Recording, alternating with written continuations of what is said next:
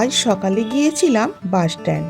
ওখান থেকে বাড়ি ফেরার রাস্তায় বাজারে ফুল, বেলপাতা, ঠাকুরের শীতল ও সবজি বাজার করে এনেছি। তারপর রান্না বসিয়েছি। ছেলে যাবে স্কুল। আজ স্কুল খোলা, আবার কাল বন্ধ মহাবীর জয়ন্তীর জন্য।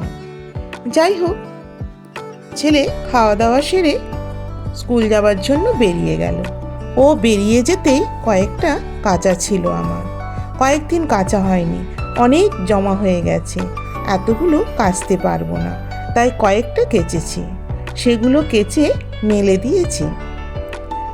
তারপর স্নান সেরে পুজোটা করে নিলাম।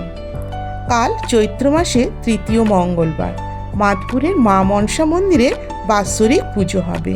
খুব যেতে ইচ্ছে করছে, কিন্তু যা ভিড়, কি করে যাব?